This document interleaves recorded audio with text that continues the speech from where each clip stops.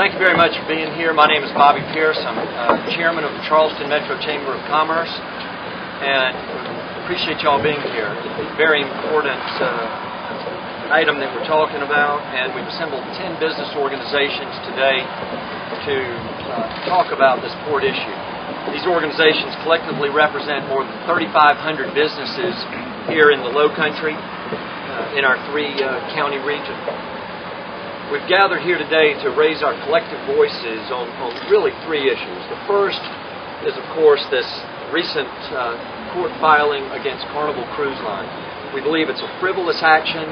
We do not believe that this should have occurred, and we believe it's not much unlike NLRB suing Boeing. We believe it's that frivolous an action. We believe it's an attack on the free enterprise system, and we're just astounded that they would have sued a patron of the Port of Charleston. Number two, and most importantly, this is an assault not just on Carnival, but on our entire Port of Charleston. If plaintiffs are successful in this lawsuit against Carnival, they will take the next step of trying to dismantle the Port of Charleston. Mark our words, that is why we're standing here today, to defend the Port of Charleston, to defend the State Ports Authority, and to defend the redevelopment of the Union Pier, which we think will be a beautiful addition to the waterfront here in Charleston in the Low Country, much like this waterfront park is now. Third, we want to make a very clear statement that Charleston region is open for business. We want the world to know that we believe that this is the best place in the world to live, learn, work, and play. And we believe that in these times of continuing economic uncertainty, that we're sending an absolutely awful message to the world's businesses about the fact that we don't want jobs in this community. We're here to refute that statement and to stand behind the free enterprise system and the Port of Charleston. We've got several organizations that we'll hear from today. Let me list the organizations that are behind us. First, the Berkeley Chamber of Commerce. Next, the Charleston Metro Chamber of Commerce.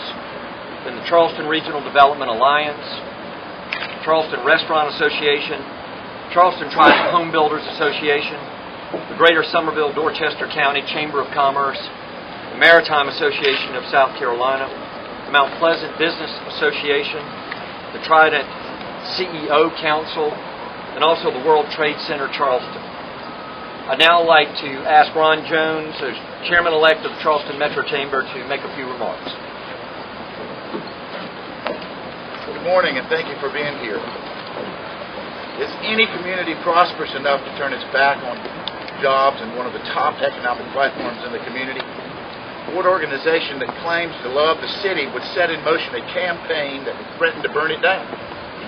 This baseless lawsuit threatens to erase recent economic gains and jobs and economic growth created by the economic driver, which is the port. The launching of a letter campaign to add the city to the preservation endangered list is akin to lighting a match to the very way of life these litigants claim to want to protect. The Charleston Metro Chamber is committed to supporting our region, the lifestyle, jobs, and businesses of our residents. Imagine the message this lawsuit sends against a private customer of the port that is sending to other businesses who may consider moving to our area. All of the organizations represented here today are committed to supporting the health and the lifestyle, the jobs, and the businesses of our residents. The cruise industry has been a part of our working waterfront for decades, bringing jobs and businesses to our area. We're here today because it's critical that the community and business leaders get behind the port in the city of Charleston and support the renovation of the passenger terminal and the redevelopment of Union Pier. We find this lawsuit to be groundless, as Bobby said. This is an attempt of a single interest group to disrupt the commerce of the port and a meaningful downtown revitalization project. Why is this lawsuit against the private customer of the port and not the Ports Authority of the city of Charleston? Carnival has done nothing to violate city, state, or federal laws and regulations. No city, state, or federal agency has charged them with anything, nor should they. The vast majority of our community supports the continued growth and development of the port and the commitments that Carnival is making to build a strong cruise industry component as a contributor to the Charleston region's economy. Carnival's commitment to our community has already resulted in increased prosperity and jobs. Our 1,850 chamber member organizations and the 75,000 employees they represent have clearly told us without question the number one issue facing our region right now is the growth of our economy and the creation of new jobs. The Port of Charleston is a top economic engine for our state and for that goal. If you look back in history, when the port has thrived, the entire state's economy has thrived. The continued growth and development of the Port of Charleston is vital to our region. Beginning today, with this press conference, our chamber, along with the united voices of the business community, are going to aggressively champion the rights of South Carolina free enterprise proponents and the sustainable growth of our region and the advancement of our state economy. This lawsuit is wrong, and we believe it should be dismissed. This is not a downtown issue. This issue impacts our entire region and the state. We will do what we can to support the Port of Charleston going forward. Thank you.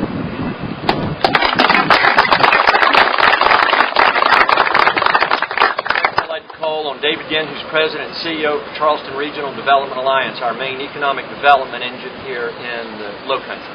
David. Good morning. Good morning. As president of our region's economic development organization, I lead a group that serves as a catalyst for long-term and sustainable economic growth in this Charleston three-county region. We accomplish that in a couple of big ways. One is market this Charleston region as a globally competitive place for business and talent, and we facilitate the site selection process by companies considering competitive expansions or relocations from around the world.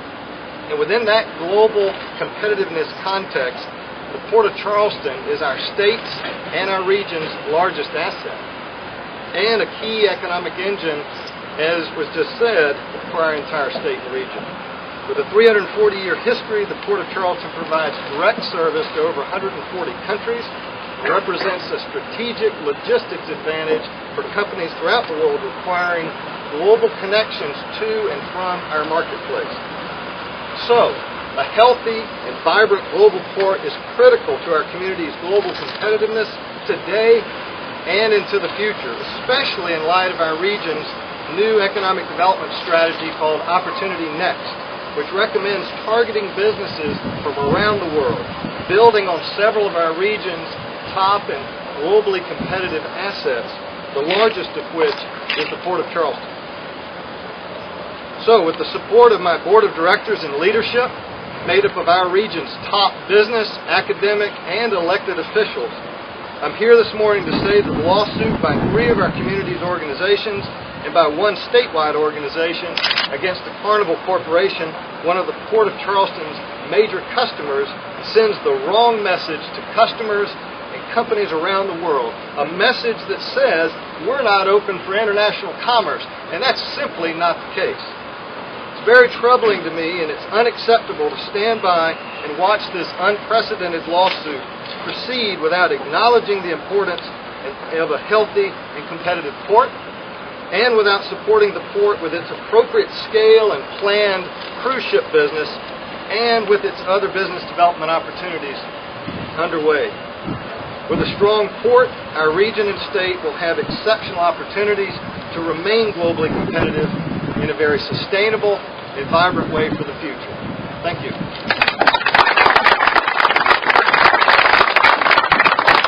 Next, I'd like to call John Hassel of the Maritime Association of South Carolina.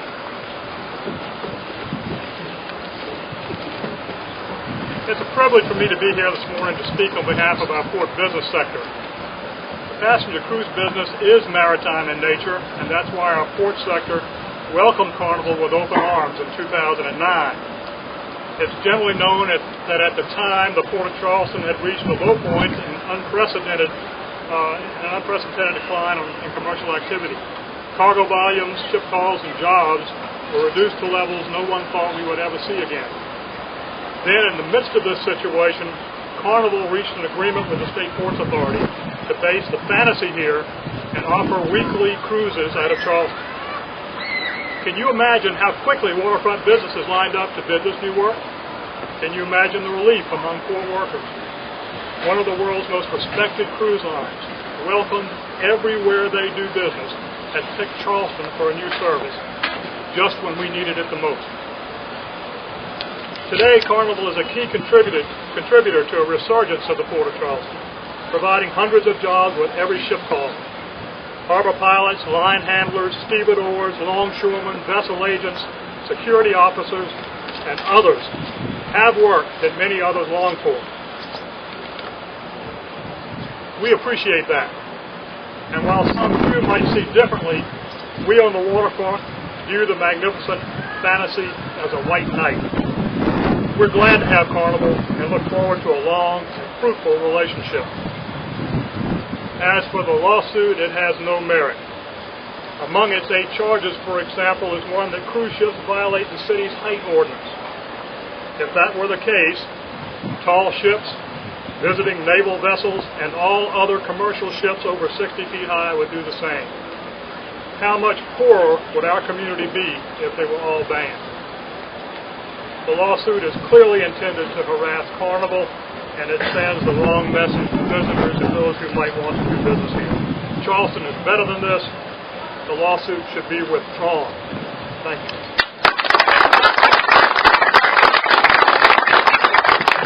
Make no mistake, this isn't just an attack on Carnival, it's an attack on the Port of Charleston and more broadly on the state of South Carolina. So we are here with great resolution, and I'd like next to call on Jeff Meyer of the Charleston Trident Home Builders Association. Good morning. My name is Jeff Meyer, and I am a Charleston-based home builder. I serve as president of the Charleston Trident Home Builders Association, and I'm here today representing more than 350 member companies that support the Port of Charleston and Carnival Cruise Lines. In our current economy, everyone knows that job creation is the #1 priority to support our family and our quality of life. Our government needs our jobs so they can collect our taxes and pay the service on our national debt. We in Charleston are fortunate to have a new business in town that provides not only much needed jobs, but they bring joy to their customers, and that's good for Charleston. It reinforces our #1 industry, tourism. My family and I recently embarked on a trip to Charleston to Bermuda. The life was wonderful. We met scores of people who were introduced to Charleston for the first time on the cruise and want to come back. 4 families have booked cruises as a result of our recommendations. And if you haven't gone on a cruise from Charleston, I highly recommend it. My children said they liked it better than a trip to Disneyland, which is a big thing. Right now, Carnival Cruise Line is under siege from the Coastal Conservation League and NIMBYs who don't want to share the glory of Charleston. So, that's not fair. It doesn't fit with Charleston's reputation as the most polite city in America. Anson Barrow is named after Lord George Anson, Lord of the Admiralty, and 3rd Englishman to circumnavigate the world. He originally came to Charleston to protect it from pirates. Isn't it ironic that a few of the residents of his namesake borough were here to disrupt the commerce that Carnival delivers to the Port of Charleston? If he were alive today, I think Lord Anson would be standing here today in support of Carnival.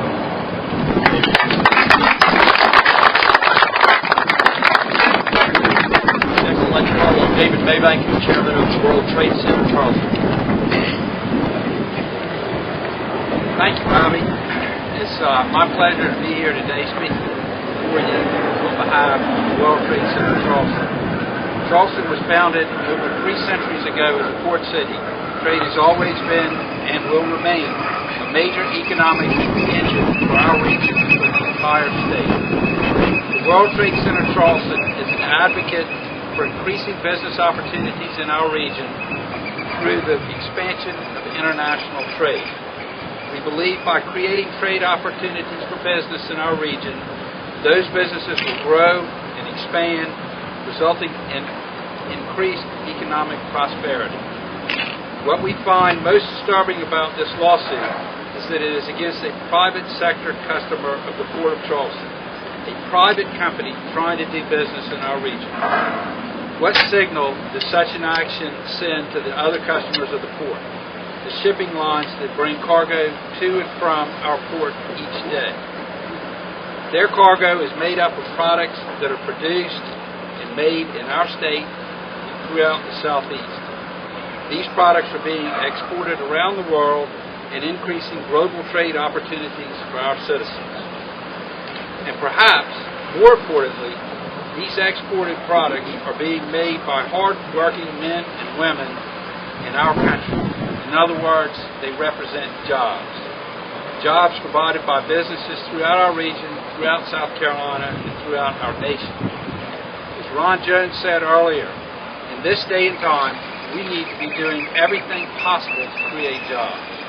Jobs that will provide our citizens the means to provide for their families so that they can enjoy an enhanced quality of life. This lawsuit is wrong.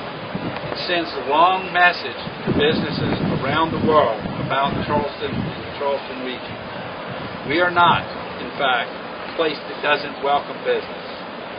We are, instead, a community that encourages new businesses and new jobs and new opportunities.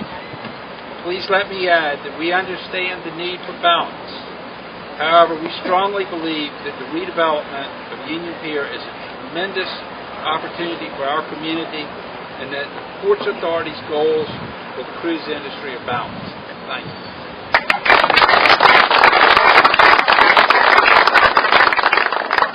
Next, I'd like to call on Steve Carroll of the Charleston Restaurant Association.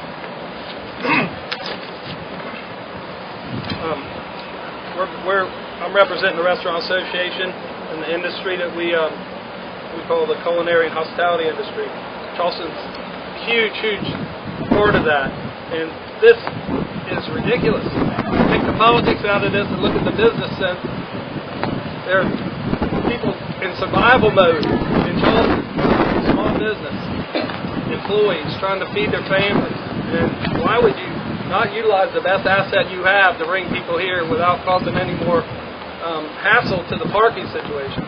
So our message is short and sweet. We're in favor, and our industry's in favor of the revitalization of this pier and the industry bringing people here. We were in Houston not long ago and met with a bunch of industry people. They are so excited about having Carnival coming from Houston.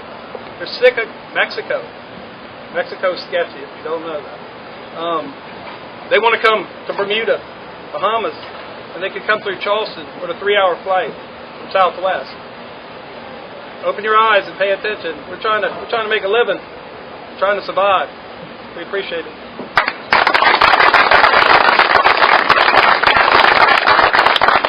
Next, I'd like to call on Shauna Garris, who's representing the Mount Pleasant Business Association.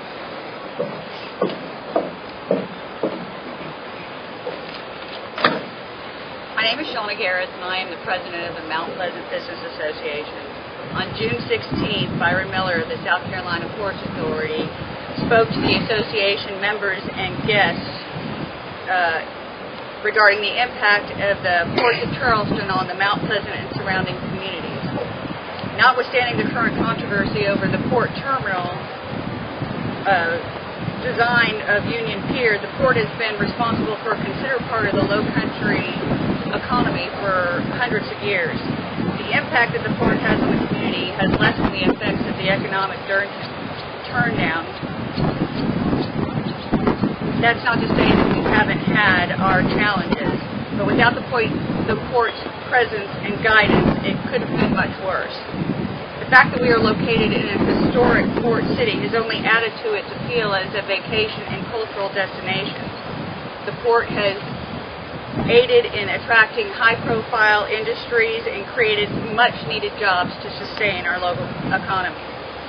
The jobs created directly and indirectly help to sustain the small business community. This lawsuit alleges that Carnival cruise ships of Union Pier is legal. If the lawsuit is found to have merit, it threatens every ship that docks at our port to suffer the same fate. The resulting effect could be devastating to our already fragile local and state economy.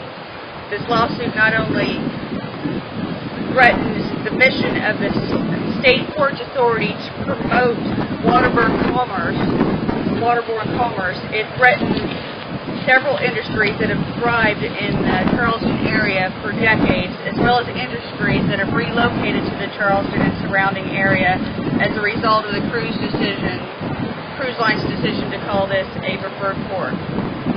There are legitimate concerns that should be addressed. However, targeting the cruise line is only a diversionary tactic that is meant to drive away one of the top cruise lines in the industry. The opposition's tactic to file this lawsuit against the cruise line instead of the Ports Authority has damaged our reputation as an international shipping community.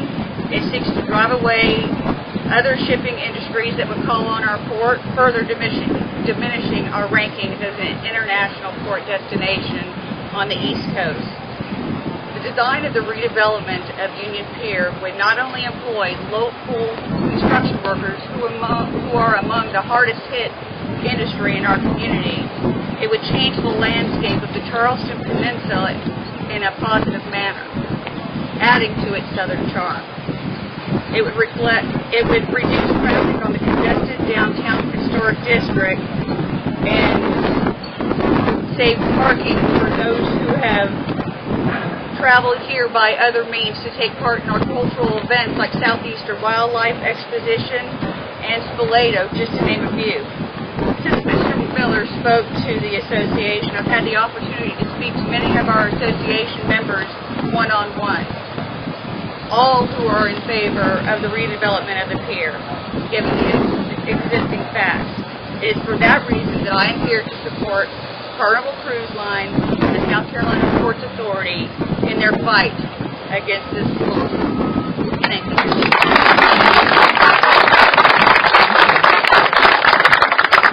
Thank you. As you can hear, this is just the first shot, we believe, in the attempt to dismantle the Port of Charleston. And what that means is it's an attack on the state of South Carolina. If anybody supports that, then you're wrong. That's all that we can say. And we believe that we've shown breadth of support for the port. We are absolutely desirous of protecting the quality of life of Charleston Low Country. Those of us that have lived here 50 or more years, we have no interest whatsoever in harming the quality of life. And we believe that this lawsuit is frivolous and should be removed, or else it will damage the economic opportunities that we have both here in the Low Country and in the state.